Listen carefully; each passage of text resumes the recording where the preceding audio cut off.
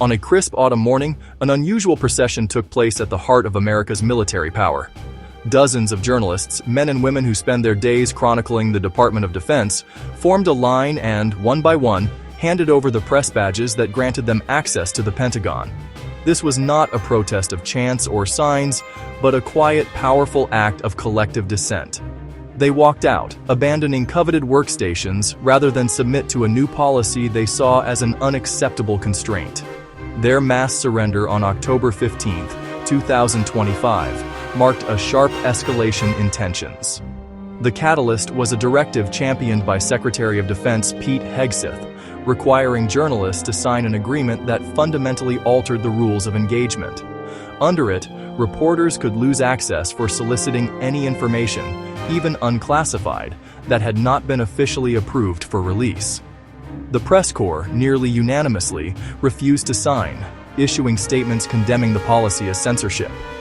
Only One America News accepted, highlighting the stakes in stark relief. Though presented as security, the policy contains three fundamental problems. First, it is dangerously vague. By prohibiting soliciting unapproved information, almost any question could be punished.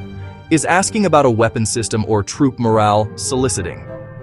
Ambiguity grants immense discretion to retaliate. Second, it creates a chilling effect.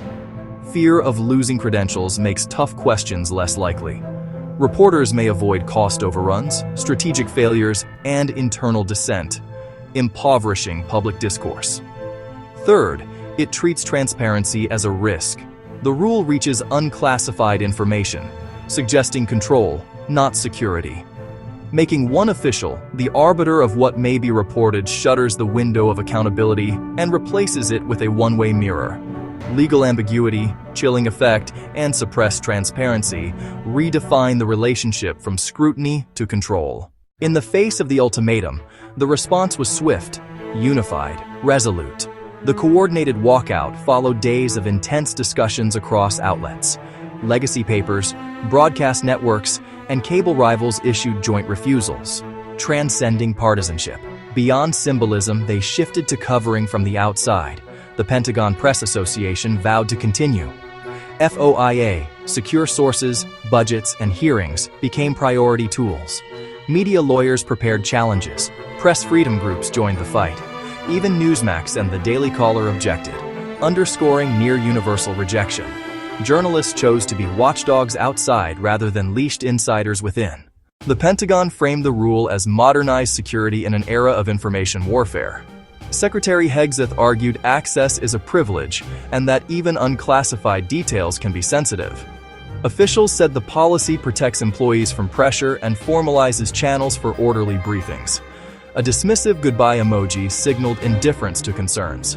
Months earlier, press workspaces were reshuffled. Mainstream outlets moved out, conservative ones moved in. Many saw the new rule as the next step: reward friendly outlets, sideline aggressive reporting. Ultimately, the policy treats scrutiny as a threat to be contained, prioritizing control over transparency. Losing access is a handicap, not a dead end. Journalists adapt with time-tested methods. Congressional hearings, inspector general reports, and audits become richer seams to mine. FOIA, slow and redacted, remains essential for prying loose documents and data. Without hallway chats, source work gets harder and more vital, protected by secure channels. Expect deeper dives, contracts, veteran impacts, and strategic shifts traced through public signals. Stepping back from daily spin can yield bigger stories with systemic accountability. A reporter's strongest assets aren't badges, they're skepticism, persistence, and ingenuity. One likely path is legal. Lawsuits arguing prior restraint could bring injunctions and a full rollback. A ruling could set precedent shielding national security reporting from overreach. Another path is political. Oversight hearings and public pressure forcing amendments or repeal.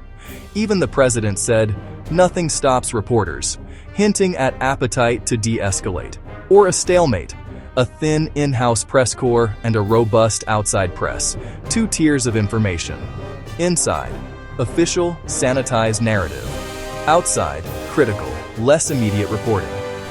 Even if rescinded, the chilling legacy could deter sources and reporters for years.